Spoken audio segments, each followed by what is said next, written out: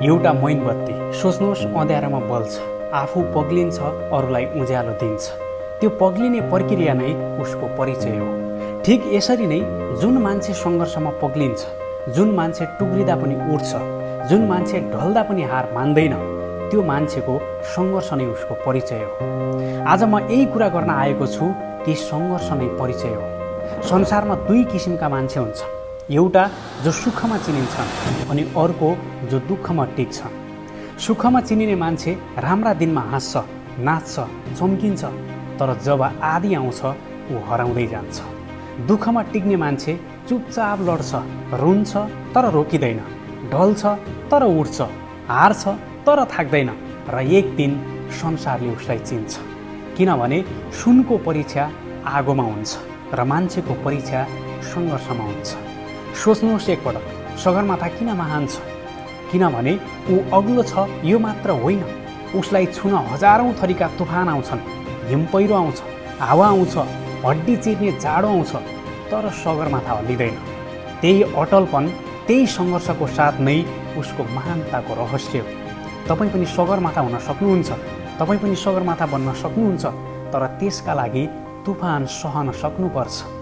म तपाईँलाई एउटा कुरा सोध्छु, जीवनमा कहिले यस्तो रात आएको छ जब आँसु थाम्न सकिएन, जब मनले भन्यो अब सकिएन, जब साथीहरू हराए, आफ्नोहरूले छोडे, जब इमान्दारिताले हार खायो, बेइमानीले जित्यो? यदि त्यस्तो रात आएको छ भने बधाई छ तपाईँलाई। बधाई, किनभने त्यो रात तपाईँलाई तोड्न आएको थियो, तर तपाईँ अझै पनि यहाँ हुनुहुन्छ। त्यो रात जित्नुभयो तपाईँले र त्यही जित तपाईँको परिचय हो। एकपटक इतिहासको ढोका उगार्नुहोस्। अब्राहम लिङ्कन 8 पटक चुनाव हारे, 2 पटक व्यापार डुब्यो, प्रेमिकाको मृत्यु भयो, मानसिक रोगले थिच्दै गयो, फेरि पनि उठे र अमेरिकाको राष्ट्रपति बने। आज संसारले उनलाई चिन्छ। किन चिन्छ? हारका कारण होइन, हार पछि पनि उठेका कारण उनलाई दुनियाँले चिन्छ। थोमस एडिसन बल्ब बनाउन 10,000 पटक असफल भए। मान्छेले भने यो पागल हो। एडिसनले भने मैले 10,000 तरिका सिकेँ जो काम लागेन। त्यो सोचाइ, त्यो जिद्दी, त्यो सङ्घर्ष नै उनको परिचय बन्यो। हाम्रै नेपालको कुरा गरौँ, तेन्जिङ नोर्गे शेर्पा, गरिब परिवार, सम्पत्ति थिएन, सम्बन्ध थिएन, पहुँच थिएन, थियो त केवल हिमालसँगको माया अनि आफूसँग भएको अटल हिम्मत। सन् 1953मा उनले सगरमाथाको टुप्पो टेके। संसारले नेपालीलाई चिन्यो। एउटा गरिब केटाको सङ्घर्ष के हो भनेर दुनियाँलाई देखाइदिए। तर साथीहरू, सङ्घर्ष भनेको के हो? के सङ्घर्ष भनेको रुनु हो? के सङ्घर्ष भनेको गाली खानु हो? के सङ्घर्ष भनेको दुःख भोग्नु हो? होइन, यो कदापि पनि होइन। सङ्घर्ष भनेको दुःखमा पनि दिशा नबिर्सनु हो, हारमा पनि हिम्मत नगुमाउनु हो, अँध्यारोमा पनि आफ्नो उज्यालो खोज्नु हो। सङ्घर्ष कमजोरी होइन, सङ्घर्ष ताकत हो। जसले सङ्घर्ष गर्दैन ऊ कहिल्यै पनि अगाडि बढ्दैन। जसले सङ्घर्ष गर्छ ऊ एक दिन अवश्य पनि उठ्छ अनि एक दिन अवश्य पनि जित्छ।